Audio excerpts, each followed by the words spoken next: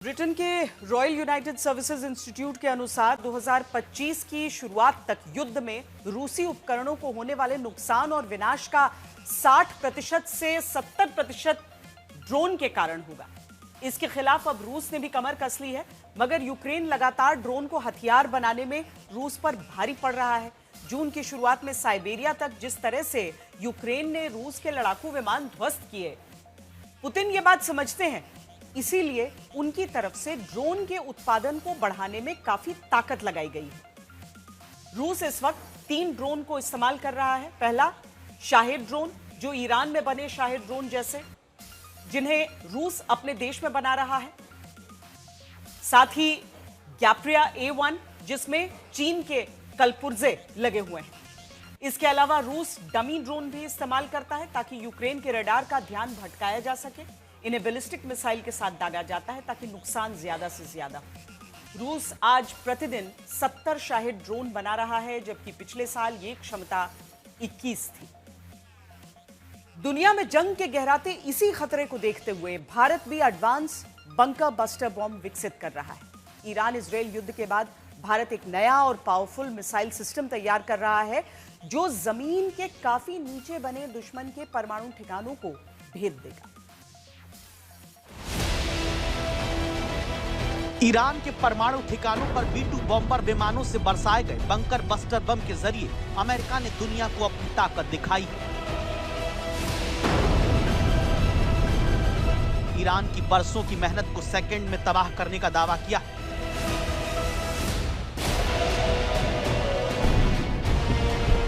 America के बाद अब भारत भी अपने दुश्मनों के ठिकानों को इससे भी ज्यादा नुकसान पहुंचाएगा। जिस तरह अमेरिका ने जमीन के नीचे ईरान के सबसे सुरक्षित परमाणु ठिकाने को तबाह किया, उसी तरह जरूरत पड़ने पर पाकिस्तान के सैन्य ठिकाने और बंकर तबाह होंगे।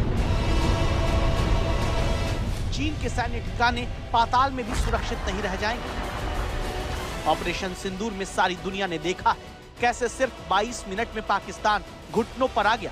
वो अपने सैन्य ठिकाने नहीं बचा पाया।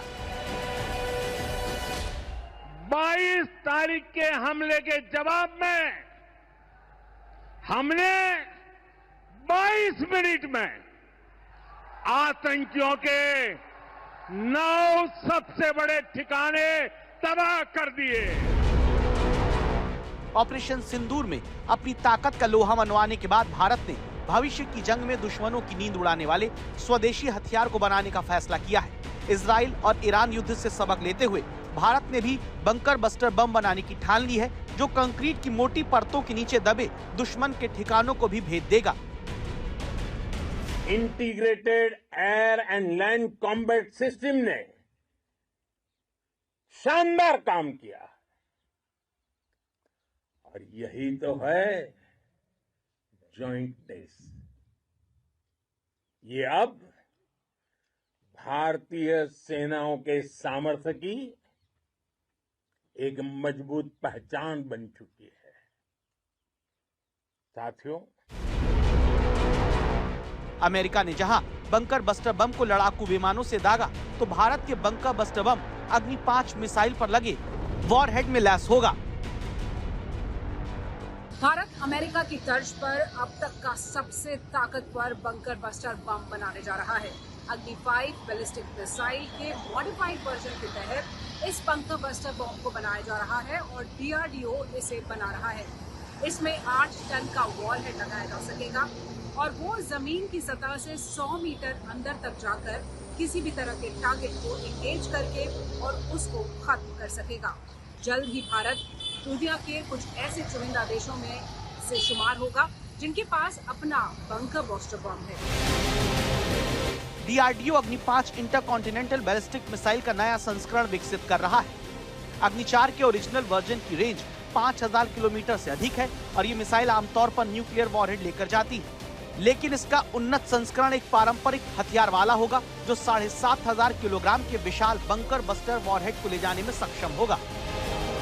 जो GBU-57 का इम्पैक्ट है, वो काइनेटिक इम्पैक्ट, जब गीगा जूल बोलते हैं, वो काइनेटिक इम्पैक्ट उसका जमीन पे जब आके टकराता है तो 2 होता है, 2 गीगा जूल है।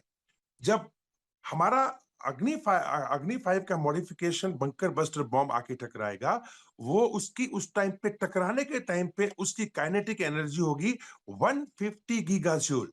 तो मैं समझता हूँ कि अंडरग्राउंड कोई भी कमांड सेंटर्स हैं, कोई भी इनके न्यूक्लियर वॉरहेड्स के सेंटर्स हैं, या आप कह लीजिए मिसाइल्स के जो इनके सिटीज बने हुए हैं लोगों के नीचे, इसके सामने नहीं टिक पाएंगे।